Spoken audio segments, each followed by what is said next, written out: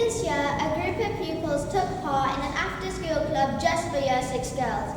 We were all enthusiastic readers who enjoyed books. Together, we read a novel called Frost Hollow Hall by the acclaimed author Emma Carroll, who writes enthralling historical fiction. We would like to act out for you some short extracts from the book.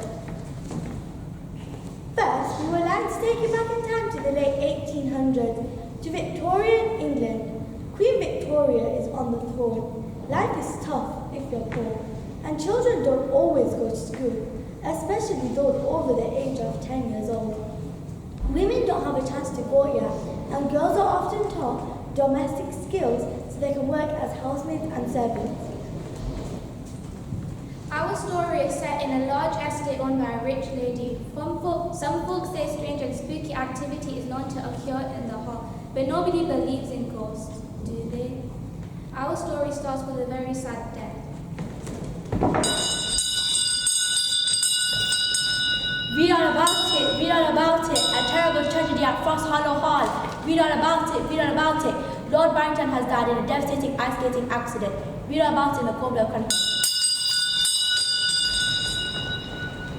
The Cornwall Chronicle, Tuesday, 7th February 1871. A terrible tragedy. The most terrible incident has occurred at Frost Hollow Hall, the country estate of Viscount Barrington near the village of Frostcourt. Lord Barrington's only child, Christopher, died tragically yesterday afternoon while skating alone on a frozen lake in the garden. It appears that he fell through ice too weak to bear his weight and came to grief in the cold water. The alarm was raised some hours later when he fell through in time for dinner. His body was then discovered close to the edge of the lake. Lord Barrington is said to be devastated. Lady Barrington lies in a perilous state under the care of doctors. The Honourable Christopher Barrington, known as Kit, was heir to Frost Hollow Hall and a popular fellow in the Frostcourt area. The village is in deep shock at his sudden and untimely death. 10 years later. It's the bitter winter of 1881, and our protagonist Tilly is at home with her mum and sister. She's impatiently waiting for her pa to return home from his time away working on the railways. She's proper fed up with waiting. Outside, the frost hasn't lifted all day. It's coated the inside of the window pane, so it's tricky to get a good view of anything. She's been on the lookout for 2 whole hours, and there's still no sign of Pa. He's so late, Mom. 2 hours late and getting later. For goodness sake, can you do something useful? Shame you're so useless at sewing, or you could help me. And take that smart frock off. Sonny Pa's the home, not the Queen. Be quiet, Eliza. At least we'll have kisses and kind words from you. Girls! That's someone outside, Tilly. Seems so. Find out who it is then. Tilly. Tell him I'm not in. If he said I'm not, tell him I'm not in. Will Potter? Will blasted Potter? What the heck was he doing here? Did you know he was clowning about in church today, singing stupid words through the hymns and pulling faces all through the sermon? Who's out there then? No one much. They've gone now. Good. Just wait a bit and he'll definitely go away. For God's teeth, I don't even like Will Potter. He's far too sure of himself. Paul Will Potter. What did Will Potter know about being poor? His part was the butcher shop. In our house, we don't even own enough chairs for us to sit down at the same time. Hello, who are you? I'm Will Potter, I've come to leave. Tilly. Will's here. My parker's come at any moment. I can't possibly go out now. Of course you can. It'll stop you walking around here all afternoon. Only don't get into trouble. But Pa will be here soon. Ha! I'm gonna hold your breath. Well, if I can't tempt you, I dare you. Alright, I'll come, but just for a minute. You ready for this? Of course, are we going to the river? It's frozen over down by the bridge. The river's for babies, we're going somewhere else. Where exactly? The best house for miles, Frost Hollow Hall. You can't be that stupid, can you? Oh no, Will, we can't. It will get Miles Dander up if she knew. No one goes near Frost Hollow Hall. Not since that boy died there in the lake. No way. I thought you were gay. I was right about him. He really does want to make mischief. But I'm not going home, whatever Will Potter thinks. Because more than anything, I'm dying for a go on those skates. Tilly and Will followed the road for a mile or so, and then, quite gates to Frost Hollow Hall loomed before them. There were great tall things, all ironwork and twisted leaves and strange-looking flowers. It wasn't very welcoming. It was quiet as death. Even the birds weren't singing. It gave Tilly the shivers. The lake itself was spread out like a great metal plate. It was frozen right across. Tilly couldn't keep still. She hitched up her skirt and set off down the hill. She had this sudden urge to be out in the middle of it, all by herself, when no one could get on her nerves. Will went skating first, followed by Tilly. It didn't come naturally to her, but she preserved. She did not want to give up in front of Will, but she went too far out, too close to the middle.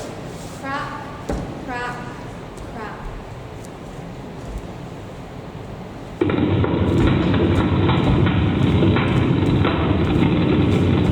The ice gave an almighty groan. One more great cracking sound and the ice gave way. Tilly clawed like a mad cat, but there was nothing to get hold of. She went down and down. She went down and got sucked under and under into the blackness. Miraculously, Tilly survived. Something strange happened under the water, which she couldn't and didn't explain to anyone. A boy with an angelic face pulled her away from the deep water and towards the bank. This is where Will finds her coffin and special. He carries her to Frost Hollow Hall, where a kind man in the kitchen agrees to take her home in the back of a car. From here, the story takes on a new momentum. Through good luck and cheek, Tilly ends up getting a job at the hall. It serves two important purposes.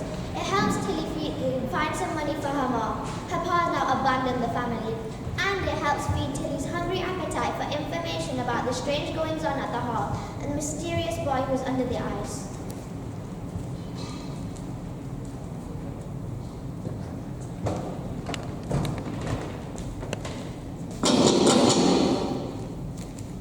Do my eyes deceive me, or is this Tilly Higgins again? Please, ma'am, I've come about the job. The housemaid's job. You're persistent, I'll give you that. I'm a good worker. And where do you currently work? With Miss Fletcher at the school. Twice you've been caught trespassing the week alone, and now you're asking for a job. Yeah.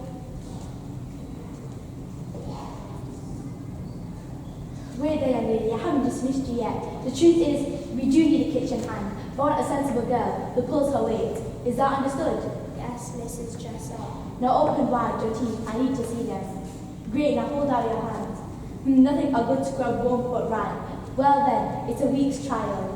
You'll be paid 5 shillings next Wednesday. Any nonsense and you're out. We'll get a message out to your mother that is name. Meet the other servants in the servants' hall. Thank you, ma'am. You won't regret it, I promise. Tilly gets to work with Mrs. Jessup, the maid housekeeper, cook, Dorcas, another housemaid, Mr. Phelps, the butler, and a girl called Gracie, another housemaid. One night, after serving her ladyship, Mrs. Barrington, Tilly is clearing up plates from the dining room when there's a sudden noise from the kitchen.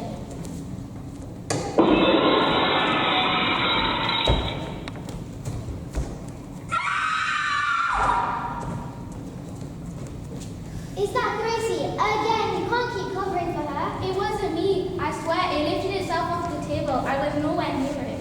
You have to stop this nonsense. It's true, on my mother's life. So all this china, all of the floor here, and the stuff that's been smashed in the last few days, all of this is down to a ghost. I've said so in it. It's you not drying your hands, Pamper, that's what it is. I've told you time and time again how you mix the china sticky and you just don't listen. So how come I've never dropped things before? Sooner or later, Mr. Jessup will find out. And what do you suppose we tell her? The truth, but there's something strange down here, below stairs. I mean something really wrong. Tilly, take her up to bed before Mr. Jessup hears all this wailing. I'm not going up those back stairs without a candle. Don't be daft, you've been up and down them hundreds of times. Off they went together.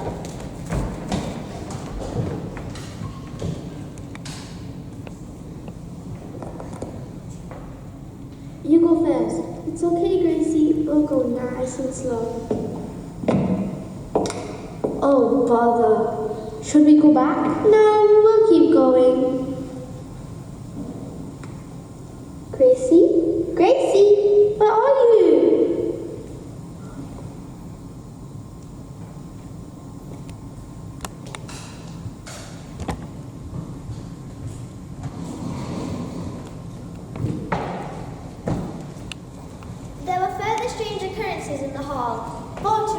asked for us to act out for you in a short play today. It seems as though Christopher Kirk Barrington, the boy who died in the lake, couldn't rest in peace. He needed someone, in this case Tilly, to help put a few wrongs right. Peace needed to be restored to Frost Hollow Hall. But we recommend you read the actual book to find out more. We won't give you any spoilers, but we'll leave you with this. Some things aren't always what they seem. You can't change the past, but you can possibly change the future. You might not believe in ghosts, but they make lots of stories fun to read, and they make us, the readers, guessing.